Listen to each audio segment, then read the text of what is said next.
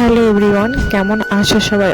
অনেক দিন থেকে আমি ঠিকঠাক তোমাদেরকে ভিডিও দিতে পারছি। আমি তোমাদেরকে কথাও দিয়েছি এখন থেকে ডেইলি ভিডিও আপলোড করব। কথা দিয়েও আমি কথা রাখতে পারবো বলো? শরীর যে ঠিকই হচ্ছে। আজকে 10 দিন হয়ে গেছে বাড়ি থেকে এসেছি, ব্যাগটা যে আনলোড করব সেটাই আমার করতে ইচ্ছা করে। শরীর জুড়ে শুধু অলস আর অলস, নিজের কাজ একদম করতে ইচ্ছা করে। রইল বাকি সংসারের কাজ, সেই কাজগুলো অনেক কষ্টে করি।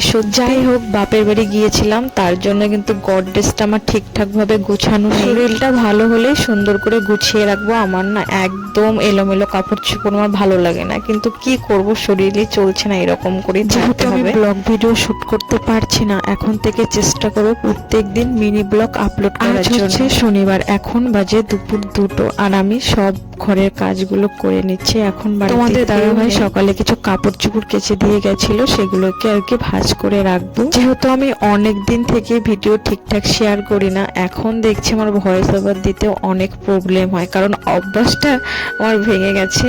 যাই হোক, অভ্যাসটা একদম ছাড়া যাবে না। অনেক ব্যস্ততার মধ্যে আর কি কেটেছে। আমি প্রত্যেকদিন দুপুরে একটু করে রেস্ট করি, ঘুমাই। আজকে একদম ঘুমানোর টাইম পাইনি। এখন 2টো বেজে গেছে, একটু পরে সবাই এসে পড়বে। আরো কাপড় চোপড় বাইরে মেলা আছে, সেগুলোকে আনবো। এখন আমি বিছানাটাও সুন্দর করে ঠান্ডাটা চলেই গেল, এখন গরমের আগমন। আমরা কিন্তু অনেক শীতের পোশাক রেখে দিয়েছি। একটা বড় আগে ব্ল্যাঙ্কেট ছিল, সেই ব্ল্যাঙ্কেটটা ঢুকিয়ে রেখে দিয়েছি। এখন দেখি কাঁথা গায়ে দিলে না তবু একটু ঠান্ডা ঠান্ডা লাগে, আবার এই ছোট পাতলা আর কি ব্ল্যাঙ্কেটটা বের করা হয়েছে। কাঁথায় হয়ে যায়, তোমাদের দাদাভাই ঠান্ডা লাগে, ওর নাকি কাঁথায় হবে না, তার জন্য আজকেই ব্ল্যাঙ্কেটটা বের করা হয়েছে। যেদিন থেকে আমার শরীর খারাপ জানি না কেন, আমার শরীরের টেম্পার বেড়ে গেছে প্রচন্ড গরম।